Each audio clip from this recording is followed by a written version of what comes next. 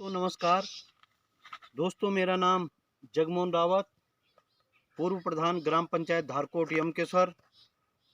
दोस्तों, आज मैं आपको 20 साल के युवा उत्तराखंड की व्यथा और कथा सुनाऊंगा। उस युवा की जिसके कंधे थोड़े झुके हुए हैं और चेहरे पर चिंता की लकीरें साफ देखी जा सकती हैं। चिंता है अपने असुरक्षित भविष्य को लेकर, चिंता है भयावह होती बेरोजगारी को लेकर, चिंता है आसमान छूती महंगाई को लेकर, चिंता है अपनी जन्मभूमि और अपने परिवार को छोड़कर पलायन होने को लेकर, चिंता है पलायन और हाड़ तोड़ मेहनत के बाद भी शोषित होने को लेकर। और साथियों, लग नहीं रहा कि 20 साल का युवा होगा। 20 साल का युवा तो ऊर्जावान होता है, चेहरे पर चमक होती है और कुछ करने की ललक होती है। लग रहा है ये 30 से 35 साल के बीच का एक हारा हुआ युवा होगा। साथियों, 2 साल से एक विश्वव्यापी महामारी कोरोना ने पूरे विश्व को अपनी चपेट में ले रखा है। मैं परमपिता परमात्मा से प्रार्थना करता हूँ कि मेरी देवभूमि, मेरा देश और पूरा विश्व इस बीमारी से निजात मिले। और सरकारों से मेरा अनुरोध है कि जो मेरे देश की आधी से ज़्यादा जो आबादी है, जो रोज़ कमाती है, रोज़ खाती है, उन लोगों तक वैक्सीनेशन हो, उन तक वैक्सीन पहुँचे, उनका वैक्सीनेशन हो, ताकि इन लोगों की ज़िंदगी पटरी पर आए।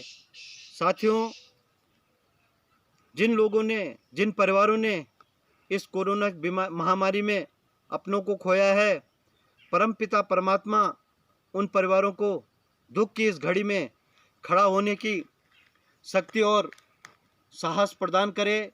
और जो लोग इस बीमारी के कारण असमय काल के गाल में समा गए हैं, परमपिता परमात्मा उन दिव्य आत्माओं को स्वर्ग में शांति प्रदान करे। साथियों, जननी जन्मभूमस्य स्वर्गादपि गरीयसी, जन्म देने वाली माँ और ये धरती माँ स्वर्ग से भी बढ़कर होती हैं। सबसे पहले मैं नमन करता हूँ अपनी जन्मभूमि को, अपनी कर्मभूमि को, अपनी देवभूमि को। साथियों, ये देवभूमि के अलावा वीरों की भी भूमि है। और आप सभी लोग जानते होंगे कि 1962 के युद्ध से लेकर अब तक 2285 वीर सैनिकों ने माँ भारती की रक्षा करते करते अपने प्राणों की आहुति दे दी, शहीद हो गए हैं। और साथियों, मेरी देवभूमि जो कि एक छोटा सा प्रदेश है और जिसकी 2011 की जनगणना के अनुसार जनसंख्या 1 करोड़ 1 लाख के करीब है, और ये वह पहला प्रदेश है कि जिसने 1962 के युद्ध से लेकर अब तक हर युद्ध में भाग लिया है, तो ये भी हमारे लिए गर्व और गौरव की बात है। साथियों, मैं नमन करता हूँ इन पहाड़ों में पहाड़ जैसा जीवन, कठिन जीवन व्यतीत करने वाली मातृशक्ति को, और उस मातृशक्ति को जिसके त्याग, बलिदान और निष्ठा के कारण आज हमें ये 20 साल का युवा उत्तराखंड मिला है। साथियों, याद कीजिए 90 का वो दशक, जब अलग उत्तराखंड राज्य का आंदोलन अपने चरम पर था, तो मातृशक्ति ने देखा जाए तो ये जो आंदोलन था अलग उत्तराखंड राज्य का, ये मातृशक्ति की ही अगुवाई में लड़ा गया।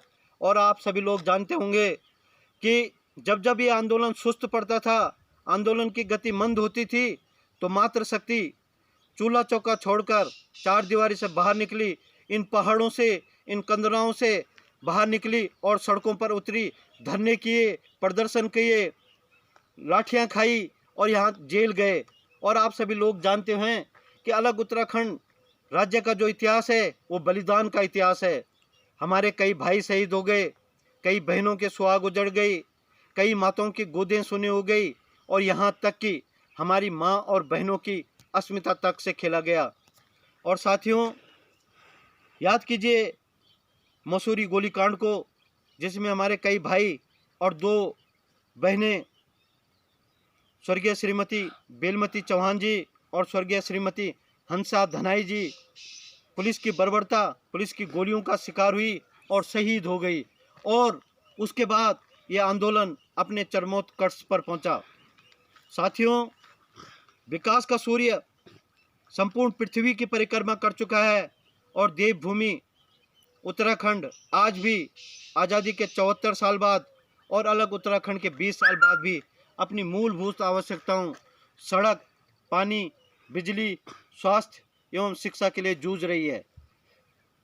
आप सभी लोग जानते हैं कि यहाँ विकास हुआ है सिर्फ 4 जिलों का, देहरादून, हरिद्वार, उधम सिंह नगर और नैनीताल का, और वो भी अनियोजित विकास हुआ है।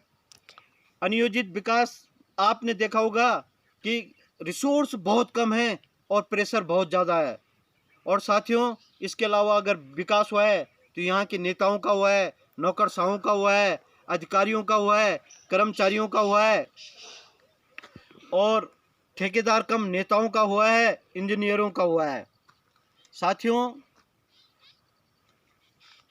आप सभी लोगों को ये पता होगा, आप जानते होंगे कि जब कई लोग हैं कि मेरी देवभूमि ने और मेरी देवभूमि की महान जनता ने ऐसे ऐसे लोगों को विधायक, मंत्री और मुख्यमंत्री के पद तक पहुंचाया है कि कई लोगों ने तो ये सपना भी नहीं देखा होगा कि हम विधायक जैसे सम्मानजनक पद पर पहुंचेंगे, हम मंत्री बनेंगे, और यहाँ तक कि कई लोगों ने तो मुख्यमंत्री तक का सपना नहीं देखा होगा।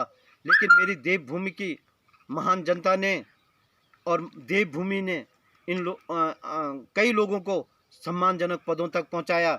और दुर्भाग्य ये है कि ये जो लोग विधायक, मंत्री और मुख्यमंत्री जी के पद तक पहुंचे हैं, इन लोगों ने कभी भी मेरे इस देवभूमि का ऋण नहीं माना।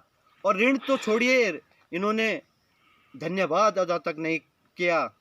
कर्मचारियों ने इस प्रदेश को हड़ताली प्रदेश बना दिया था। आप देखिए कि जो आदमी प्रधान का चुनाव हार गया हो, क्षेत्र पंचायत का चुनाव हार गया हो, जिला पंचायत का चुनाव हार गया हो, जिला पंचायत सदस्य का चुनाव हार गया हो, ब्लॉक प्रमुख का चुनाव हार गया हो, और देवभूमि ने और देवभूमि की जनता ने उन्हें विधायक जैसे सम्मानजनक पद तक पहुंचाया। कर्मचारियों की आप बात कीजिए, एक विधानसभा का एक क्लर्क विधानसभा सचिव जैसे सम्मानजनक पद तक पहुंचता है। राजस्व विभाग का एक पटवारी एसडीएम जैसे सम्मानजनक पद तक पहुंचता है, और पुलिस का एक सिपाही डीएसपी जैसे सम्मानजनक पद तक पहुंचता है। तो ये क्या ये यूपी अगर हम यूपी में होते तो क्या ये संभव था? नहीं संभव था। साथियों, मुझे याद है सन 2000 को जब उत्तराखंड के 9 नवंबर 2000 को उत्तराखंड के प्रथम मुख्यमंत्री के रूप में स्वर्गीय नित्यानंद स्वामी जी ने मुख्यमंत्री पद की शपथ ली थी। तो उन्होंने कहा था शपथ लेने के बाद कि मैं जो मेरी माताएं और बहनें 4-4, 5-5 किलोमीटर पैदल चलकर सर पे बंटे में पानी लाते हैं, सबसे पहले मैं इस कुप्रथा को खत्म करूंगा। लेकिन साथियों, आज 20 साल हो गए हैं, आज भी मातृशक्ति 4-4, 5-5 किलोमीटर पैदल चलकर वही सर पे बंटे में पानी लाती है। और स्थिति ये है साथियों कि देवभूमि के जो स्थिति है वो बद से बदतर होती जा रही है। करीब 1000 गांव घोस्ट विलेज बन चुके हैं।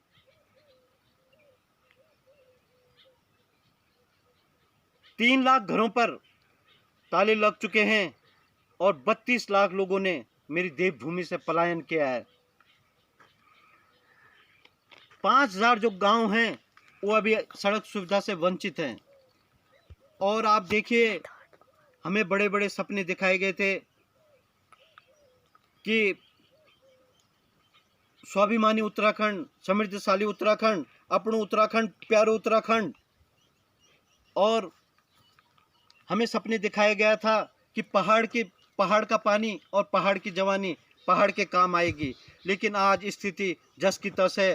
पहले जो है क्या नाम आपका मनी ऑर्डर की व्यवस्था थी, आज मनी ऑर्डर की जगह आपका आरटीजीएस, नेफ्ट, गूगल पे, पेटीएम, इन ऑनलाइन ट्रांजैक्शनों ने ले लिया है। साथियों, कुछ दिनों के बाद अब चुनाव शुरू होंगे और दोनों पार्टियों के दिमाग में क्या होगा मैं आपको बताता हूँ। दोनों पार्टियां सोच रही होंगी, चाहे कांग्रेस हो चाहे बीजेपी हो। कांग्रेस सोच रही होगी कि बीजेपी के खिलाफ एंटी इनकम्बेंसी है, भयावह बेरोजगारी है, कमर तोड़ महंगाई है, इसलिए अब की बार लोग, देवभूमि की जो जनता है वो हमें वोट करेगी। बीजेपी सोच रही होगी कि हम तो विश्व की सबसे बड़ी पार्टी हैं, मोदी जी का आभा मंडल है, अमित शाह जी का सुपर्ब इलेक्शन मैनेजमेंट है, और हमारी जो पार्टी है वो गांव-गांव तक, बूथ-बूथ तक हमारे जो कार्यकर्ता हैं वो पहुंचे हुए हैं, और क्या नाम आपका हम ईमानदारी से काम कर रहे हैं। तो बहुत हो गया साथियों, बारी बारी से यहाँ की देवभूमि की जनता ने 20 साल दोनों पार्टियों को दिए हैं, 10 साल कांग्रेस को और 10 साल बीजेपी को, लेकिन स्थिति जस की तस है। कुछ दिनों के बाद यही पार्टियां, दोनों पार्टियां हमारे ऊपर प्रत्याशियों को एयर लिफ्ट करेंगी। किसी को दिल्ली से एयर लिफ्ट किया जाएगा, किसी को मुंबई से, किसी को हरियाणा से, किसी को पंजाब से, और हमारे ऊपर थोप दिए जाएंगे ये प्रत्याशी। और यही प्रत्याशी वो प्रत्याशी होंगे कि जिन्हें हमारे विधानसभाओं का न इतिहास का पता होगा न भूगोल का पता होगा। तो साथियों, हमें सोचना होगा, हमें विकल्प देना होगा। मैं यहाँ के बुद्धिजीवी वर्ग, मातृशक्ति, और खासकर मातृशक्ति से जो सबसे ज़्यादा उपेक्षित है, मातृशक्ति से, युवाओं से मेरा अनुरोध है कि हमें विकल्प देना होगा। अगर हम विकल्प देंगे तो तब इन दोनों पार्टियों की जो मनमानी है वो खत्म होगी। आप सभी जानते हैं कि अगर हम सब एकजुट हो गए, और आप सभी लोगों को तो पता है कि उत्तराखंड के महान जन गायक, महान जन गीतकार आदरणीय नरेंद्र सिंह नेगी जी के सिर्फ 2 गीतों ने इस 2 सरकारों को हिला दिया था, 2 सरकारों को सत्ता में वापसी नहीं करने दी थी। तो जब आदरणीय नरेंद्र सिंह नेगी जी के 2 जनगीत सत्ता में भूचाल ला सकते हैं, तो जहां हम सब इतने लोग इकट्ठे होंगे, मातृशक्ति होगी, युवा वर्ग होगा, बुद्धिजीवी वर्ग होगा, तो निश्चित ही हम विकल्प दे पाएंगे। और इस देवभूमि को आज जरूरत है विकल्प की। साथियों, चर्चाओं का बाजार गर्म है कि सितंबर अक्टूबर तक, क्योंकि 25 दिसंबर के बाद कभी भी प्रदेश में आचार संहिता लग सकती है, तो चर्चाओं का बाजार ये गर्म है कि सतपाल महाराज जी, जो कि इस समय भारतीय जनता पार्टी में कैबिनेट मिनिस्टर हैं, वो भारतीय जनता पार्टी को छोड़कर आम आदमी पार्टी को ज्वाइन कर सकते हैं। अगर ऐसा होता है तो अब के बार जो ये 2022 का जो ये विधानसभा चुनाव होगा, ये बड़ा रोमांचक होगा, ये बड़ा दिलचस्प होगा और त्रिकोणीय हो सकता है। अगर महाराज जी आम आदमी पार्टी को ज्वाइन करते हैं तो ये जो चुनाव है ये त्रिकोणीय हो सकता है, क्योंकि ये निश्चित है कि महाराज जी जो हैं वो उनके पास विजन है, विकास का रोड मैप वो खींच सकते हैं, और आपका अधिकारियों से काम लेने के उनके अंदर कुव्वत है। तो अगर ऐसा होता है तो मामला बड़ा दिलचस्प हो सकता है। फिर ये 3 रावतों की जो जंग होगी, Tirath Rawat versus Rawat, Tirath Singh Rawat versus Harish Rawat versus Satpal Rawat उर्फ महाराज जी। तो साथियों, रही बात कांग्रेस की हरीश रावत जी की, तो वो भी ज़मीन से जुड़े हुए नेता हैं और विकास का रोड मैप भी उनके पास भी है, विजन भी है और अधिकारियों से काम लेने की कुव्वत उनके अंदर भी है।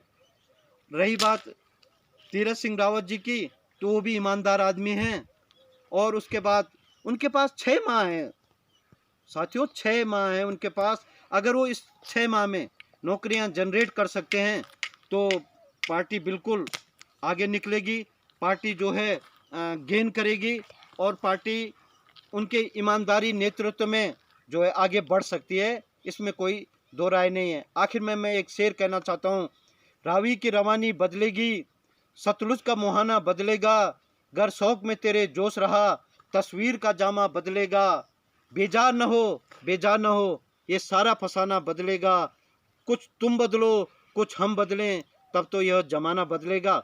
साथियों, अगर आपको मेरी जो ये पीड़ा मैंने कही है ये पसंद आती है तो लाइक कीजिए, शेयर कीजिए, सब्सक्राइब कीजिए। जय भारत, जय उत्तराखंड।